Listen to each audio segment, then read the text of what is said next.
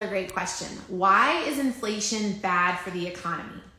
So I'm going to kind of turn this question back on you. How is inflation impacting your personal finances right now, right? Like, what kind of decisions are you having to make in your household right now because of the fact that your grocery bill is up 10-15% from a year ago? From the fact that it costs more now to fill up your car every month? From the fact that like paying your utility bill this winter may be 20 to 30% more than it was a year ago. How are those pressures on your personal finances changing your broader financial behavior, right? What sacrifices are you making in order to just be able to afford the bare minimum? Because your income is highly likely not rising at the same pace as all of those kind of fundamental costs.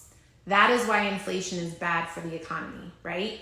Because instead of being able to, for example, go out and buy maybe wants, or going and traveling, or taking our family on vacation, instead we are scrimping and saving and stretching our paychecks just to be able to feed our family every month, right?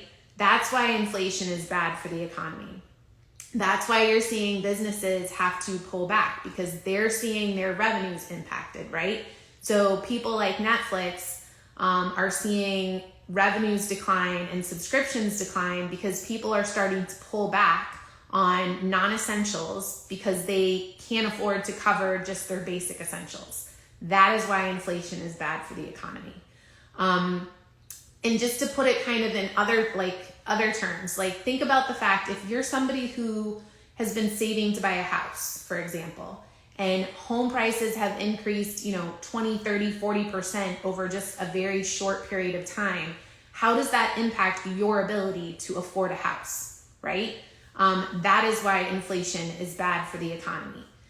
Normal price inflation, and the reason the Fed kind of targets that 2% long run annual inflation target, that's because some level of inflation is normal, right? As the economy evolves, as technology advances, it increases productivity. It means, for salaries and wages to increase, what you want to see happen is that, you're getting a pay increase because you're able to do more and produce more because of either you're increasing your knowledge base, you're increasing your experience, technology has enabled you to be better at your job and produce more and generate more. And so you're earning an increase in income, as opposed to we're being forced to give wage increases. And in order to cover those wage increases, we're having to raise prices. And that kind of becomes this vicious inflationary circle. All of those things kind of feed into why inflation is bad for the economy. And I don't know how better to explain it other than just to tell you to look inward, look into your own household. What is the impact of these higher prices, which are rising at a much faster pace than wages? What is the impact that's having on the decisions that you're making in your own house? Now think about how that is amplified and magnified as you multiply that across all the households in the US economy.